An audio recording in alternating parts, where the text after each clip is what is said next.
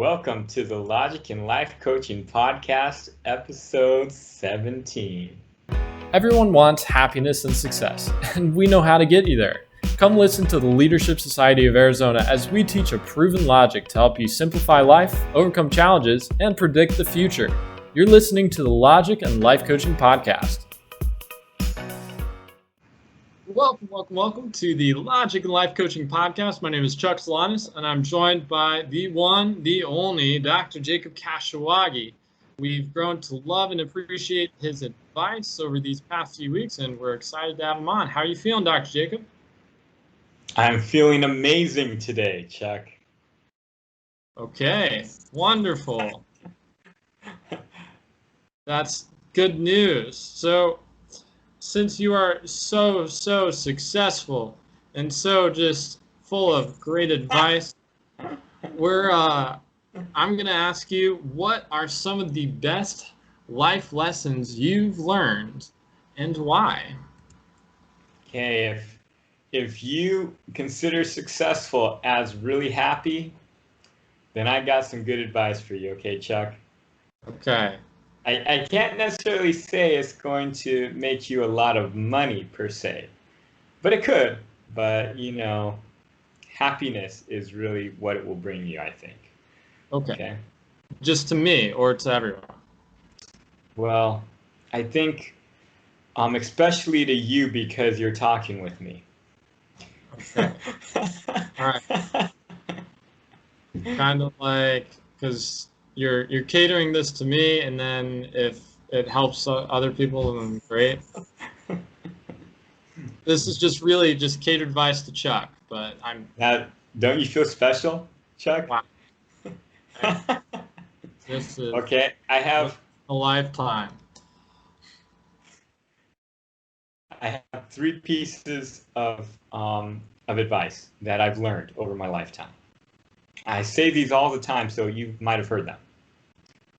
The first one, life is 50% mental and 50% physical.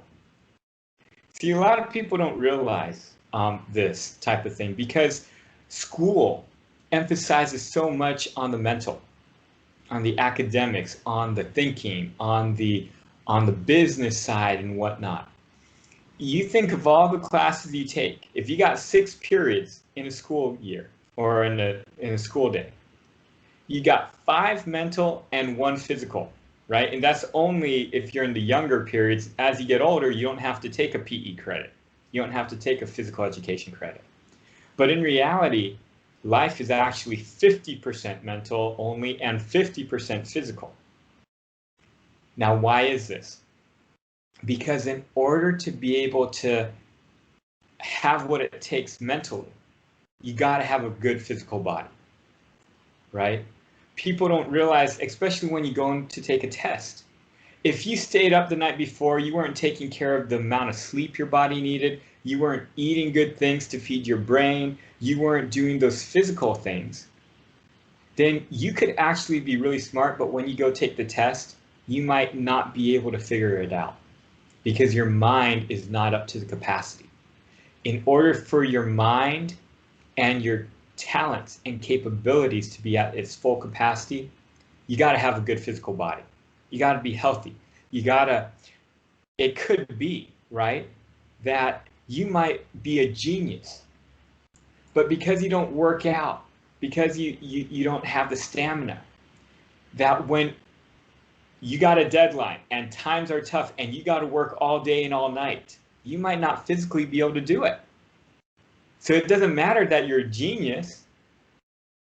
Your body might not be able to support what you need to do for your business or whatnot because you didn't take care of your physical body.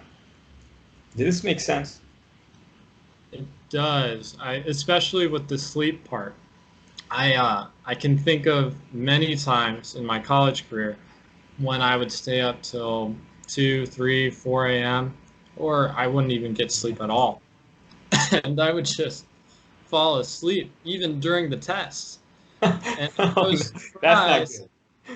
surprised that I even finished those tests, much less passed. So the physical is really important. I mean, and I don't think anyone's going to debate you that you need to get some sleep before you take a test. But I know so many people during finals that would do these all-nighters. They would study all night, and they would think, I'm going to do so good on this test. I'm just going to be amazing. But they don't recognize that it's a lot of it. If you don't take that time to sleep, or if you don't prep a little more in advance, then you're not going to do as well. And the other thing is, people don't realize that life is not a sprint. It's a long race, right? You got 90 years to live. You got 90 to 100 years to live, maybe more. And people don't realize that your physical body is more important than you think when you look at the long race, right? Because you look at it, and I don't know if I had this conversation on previous podcasts with you, but if you're like 70 years old and your body gets disabled, right, and you can't walk as well, or you got lots of pains, well, you got 30 years left in your life that you might not be productive anymore, right? Or say you get cancer when you're younger, right? Then you could have cut off 20, 30 years of your life. That's 20 or 30 years that if you would have slept more when you're younger, if you would have ate healthier when you're younger, if you would have not did those all-nighters, and if you would have went to the gym more, whatever it might have been, everyone's different what they need physically and what to keep their body in shape. But if you would have taken care of your body, ate the right things back then, yeah, you might have saved a little bit of time because, hey, maybe you got a better job, you earned a little bit more money, or say because you did all these all-nighters and whatnot, you made certain friends or whatnot. But what could you have done in 20 and 30 years of your life when you're all developed, you understand everything, and you understand how life works? What could you have done with that, right? It's a lot.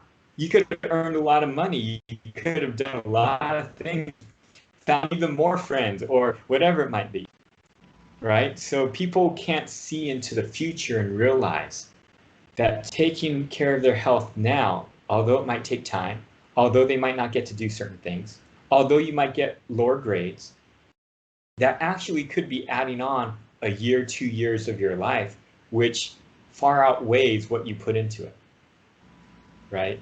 And that's what people don't realize. Physical is a lot more important than they usually give time for and care about. And we're not saying that those are the only factors that contribute to cancer. I don't want anyone to be offended. There could be other stressors or things that may have been out of their control. Yes, and there can be pre-existing conditions like in your genetics. Cancer is not always caused by not taking care of your physical, but a lot of times it is, and so that's So you're right. It's not the only thing, but right.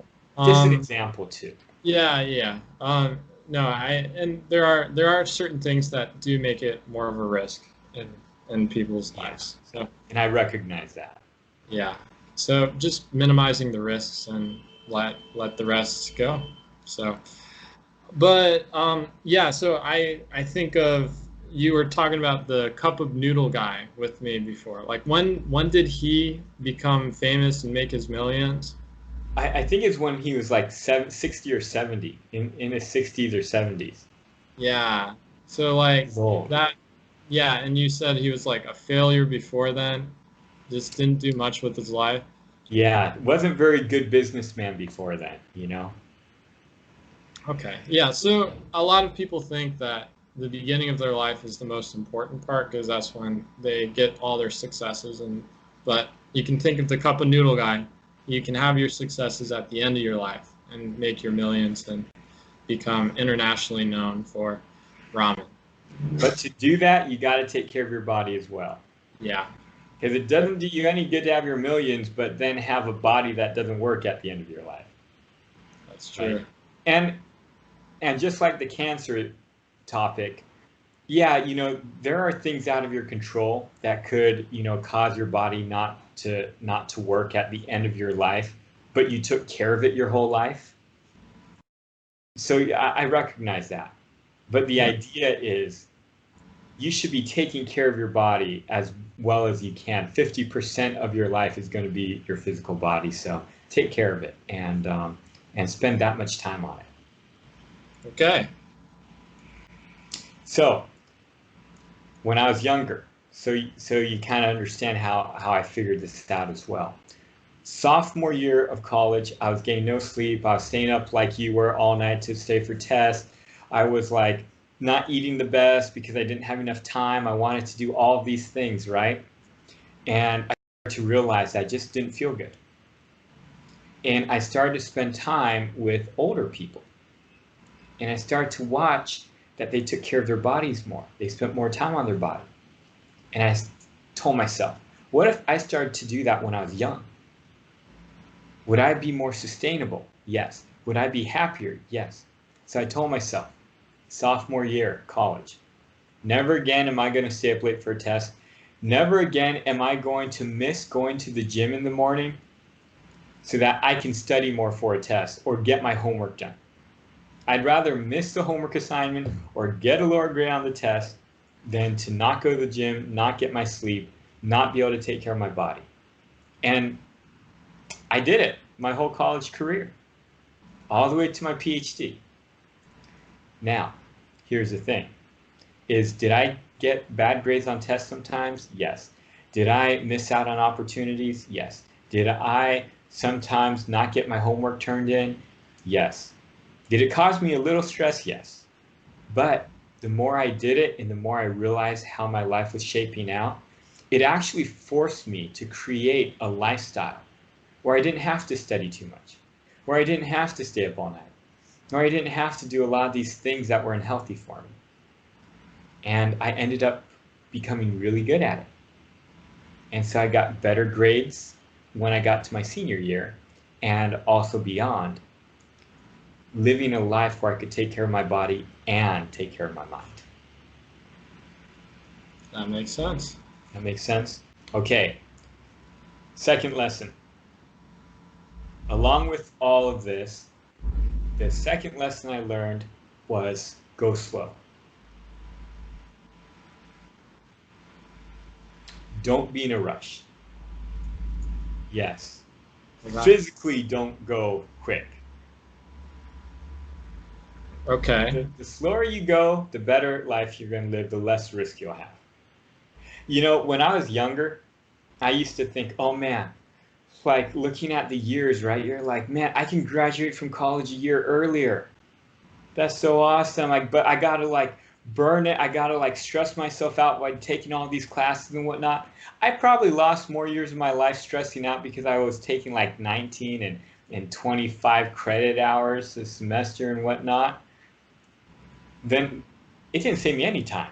It seemed like it was because I got done with my undergrad in 2.5 years.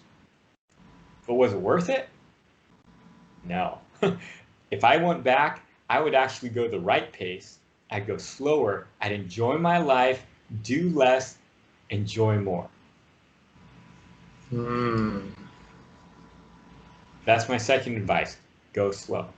And the idea is real simple. When you go slow, you physically, like when you physically go slow, it allows you to observe more. It allows you to see what's going on more. Like if you think of going in a car, if you're going at like 5 miles an hour, you got time to look around, you can see everywhere around you, no risk in getting in an accident. But if you're going quick, like at 200 miles an hour, you can't look around. You only can look straight ahead, and you're hoping and praying you don't get in a crash. It's exactly like going fast in life. When you're like trying to speed through college, when you're doing all these things, right? You can only look ahead of you. But when you can only look ahead of you, one, you might get in a crash. And two, you're missing what's going on. But when you go slow, and you get to observe life. You see how life works. You see how things are happening. You see what people are doing. You see what people need. More of a chance that you're going to figure out how to add value. More of a chance that you're going to see what people actually are doing and what they need. And you're going to be able to develop a good business or a good idea on how to help people and have a good career. You don't know how many students, when I taught at ASU in the honors college, how many students were just trying to rush through classes, get done with their schooling. They get to their senior year, they have no clue what they're going to do. They have no clue what they enjoy in life. They have no clue on how they're going to add value. I know that wasn't you, Chuck, but... That was me. What are you talking about?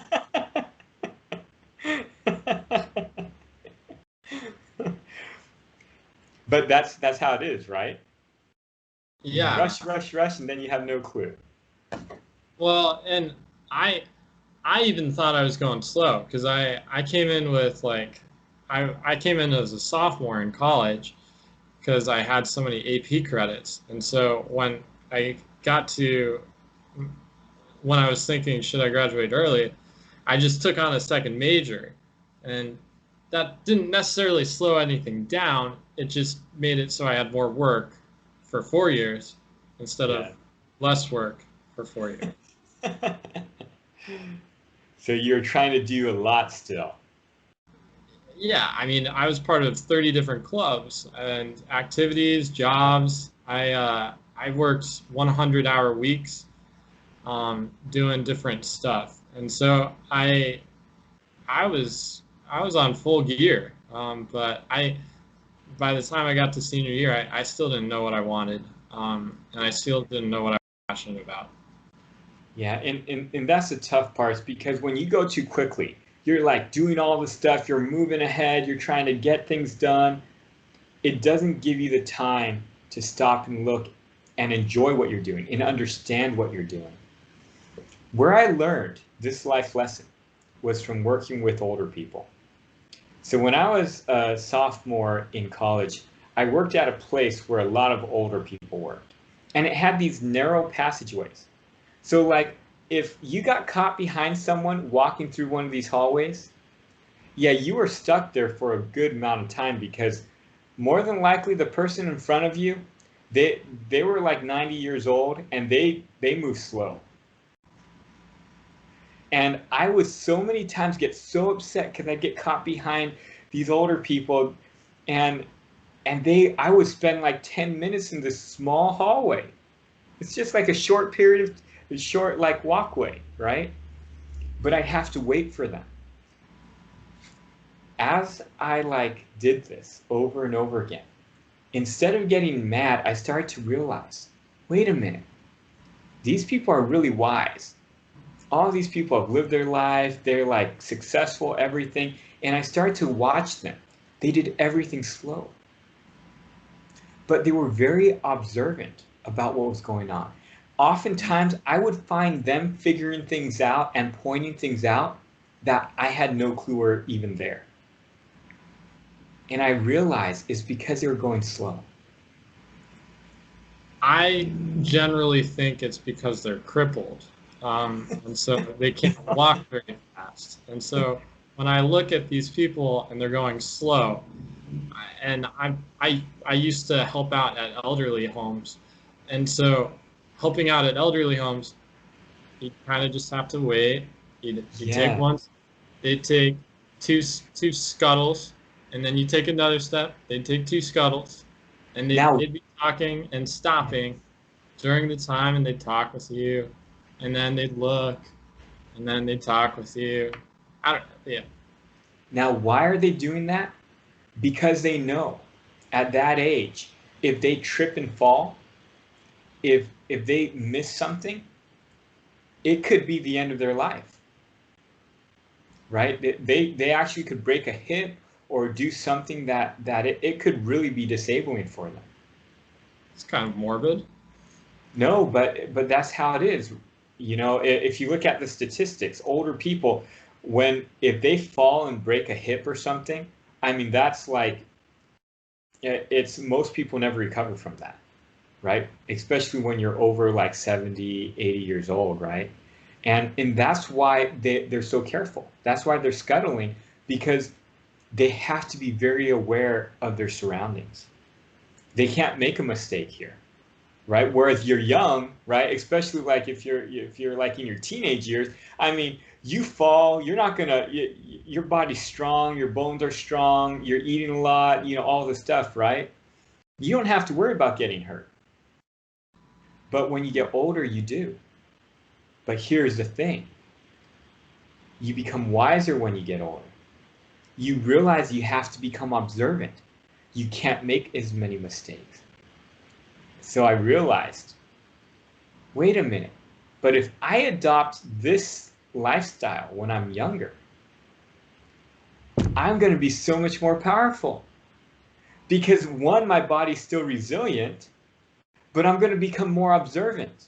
I'm going to be more aware of everything around me. And I started to find this out. And I started to find out my life became less stressful.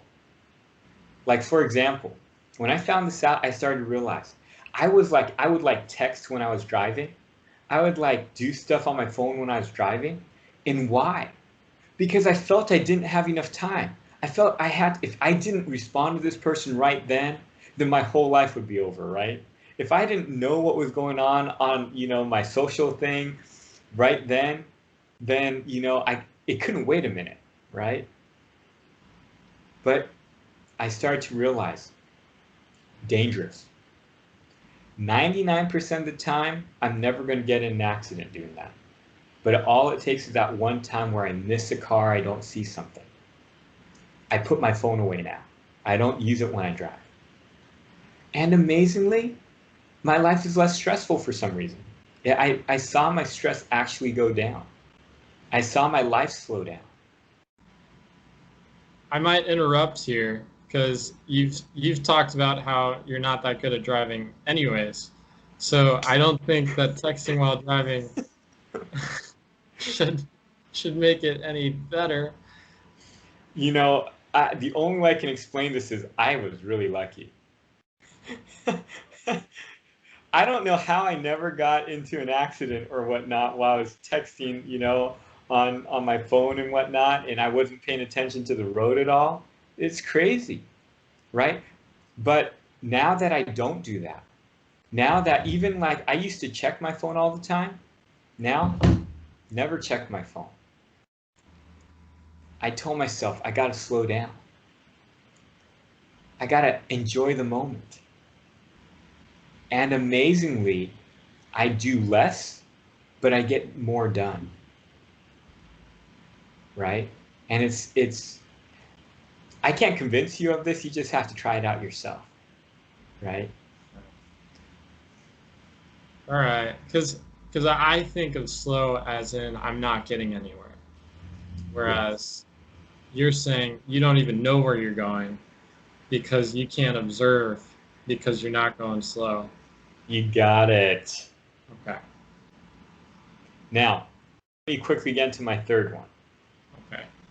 This goes with going slow. You have to simplify and serve instead of multiply and manage.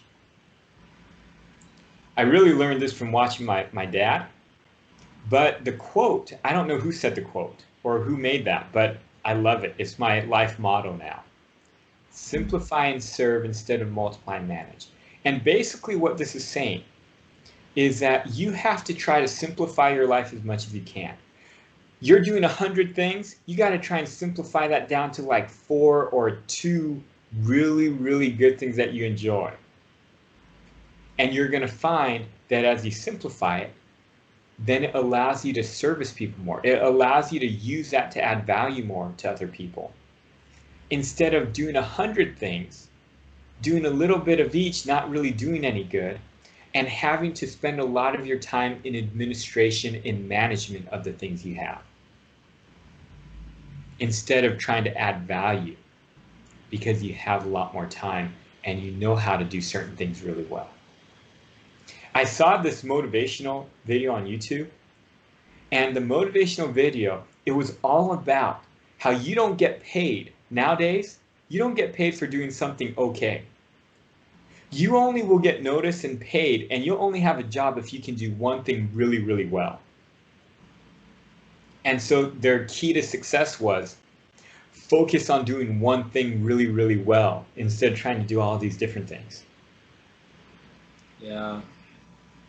You know, I think of Warren Buffett when you talk about that. I've looked into the life of Warren Buffett, and he spends a lot of his day just reading.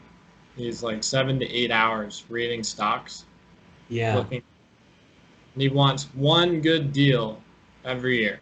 That's all he focuses on. One good deal. He gives him the whole year to make up one deal.